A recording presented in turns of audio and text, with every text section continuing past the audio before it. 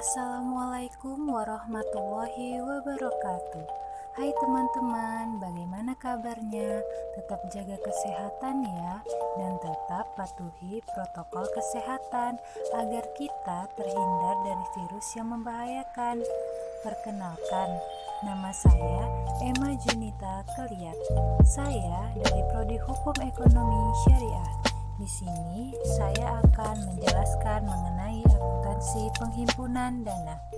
Nah, sebelumnya kita harus mengetahui apa sih penghimpunan dana itu dan adakah prinsip-prinsip pada akuntansi penghimpunan dana.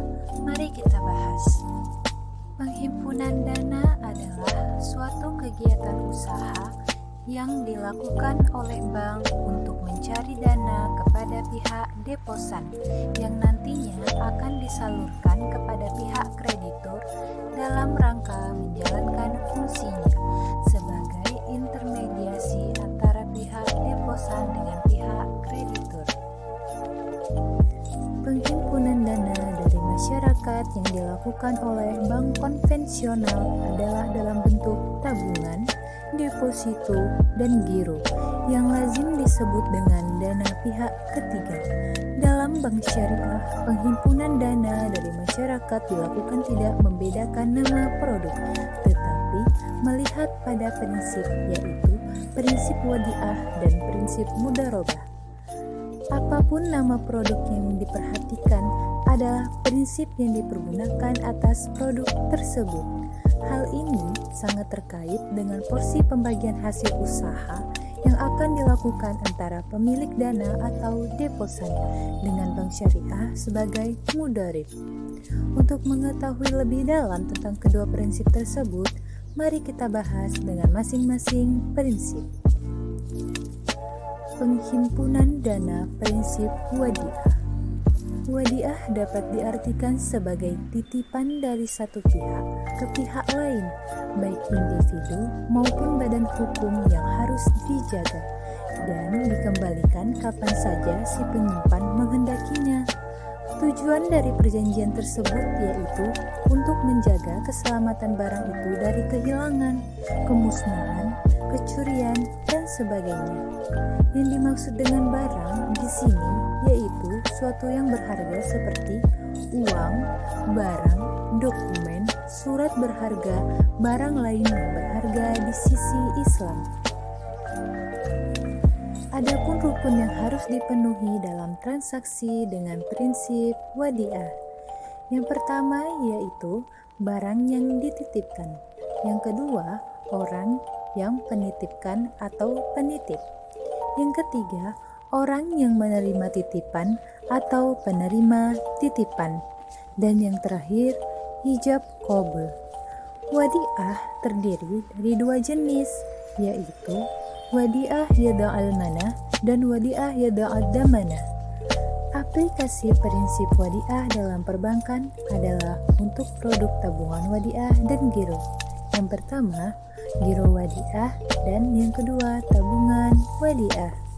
Lalu, ada penghimpunan dana dengan prinsip mudharabah.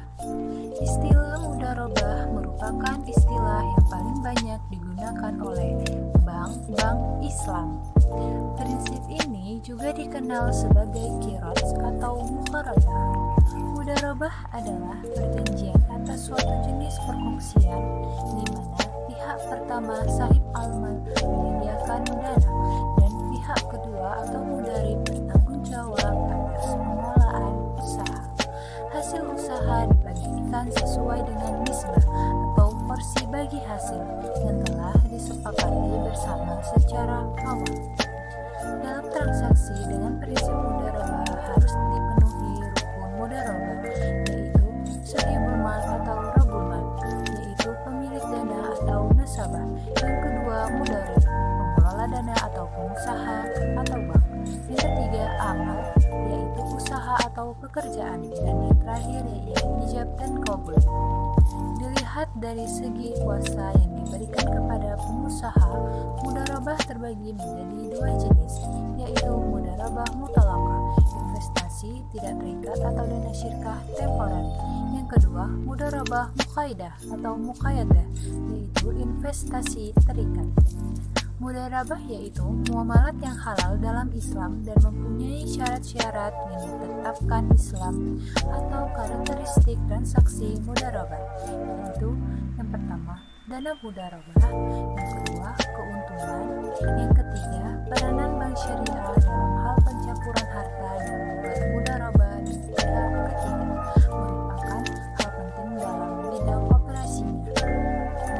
Prinsip-prinsip mudharabah mutlaqah ini dapat diaplikasikan dalam kegiatan usaha di perbankan untuk produk tabungan mudharabah dan deposito mudharabah.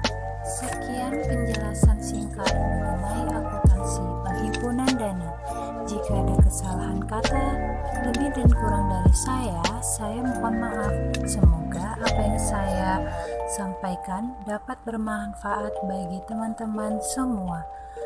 Assalamualaikum warahmatullahi wabarakatuh.